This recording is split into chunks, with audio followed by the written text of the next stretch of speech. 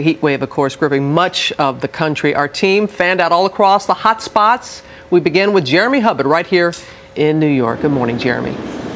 Robin, good morning to you. We are on the way to a stifling day on the streets of New York City and a scorcher under the streets as well. This is one of the many subway stations where tens of thousands of commuters will get back to work today after the long holiday weekend, and some blazing temperatures await. Just how hot? We took a thermometer into this subway station to find out. Now, at the time of our reading, it was well over 100 degrees on the sidewalk. Not much better down there, about 92 degrees on the subway platform, and that's nothing. After several days of this prolonged heat, the temperature can spike 20 degrees or more down there. I've got a thermometer here up over 90 degrees. Oh my gosh, that is not good. I mean, we should get some air conditioning or some fans or something.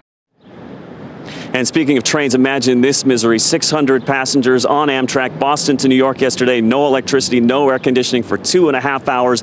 They were okay, but miserable nonetheless. Today is the issue of electricity. They could have some massive power outages here because of record strain on the system. Back to you. All right. Yeah, because there are cooling stations that are all around. You have to keep in mind, last June and July, we never reached 90 here in the city. And a lot more rain last year. We're going to go down to Washington, D.C. now. It's day 2 of a heat advisory down there, and the temperatures are expected to go up to 100 degrees. And with the heat index, that's likely to feel more like 105. Yunji Denise is there. Hey, Yunji.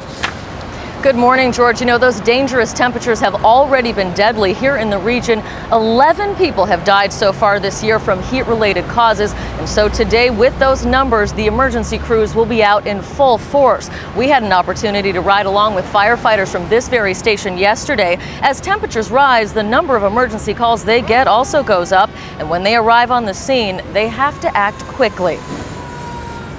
First thing we want to do is kind of aggressive cooling, ice packs under the arms, get them out of the area into some shade. Now, this is one of the busiest stations in Washington. 1 in 10 in those emergency calls are routed right here, and they are expecting a lot of them today. George and Robin. All right, and going now, Yunji, to the other direction, another city in the grip of these blazing temperatures, Philadelphia, where it's not just the temperature, but the quality of the air that could pose a threat. And Lindsay Davis is there for us this morning. Good morning, Lindsay. Good morning, Robin. The air here is already thick, and we're expecting to get to at least 100 degrees in Philadelphia. And they just finished their hottest June in 137 years. And now, on top of the heat, there are concerns about the air quality. It's very possible that today and tomorrow we could see the worst air quality in several years. 10 states from Tennessee and North Carolina through New England are under air quality advisories. Philadelphia is included in that. Simply put, the more sunlight you have, the higher the ozone concentrations. The concern is that the air quality could reach code red. And on top of the air concerns, the heat is causing Philadelphia School District to have an early dismissal of 58,000 students in the summer program. Robin? Okay, Lindsay Davis, thanks very much. Of course, the big question out there, what is causing all this and when is it going to end?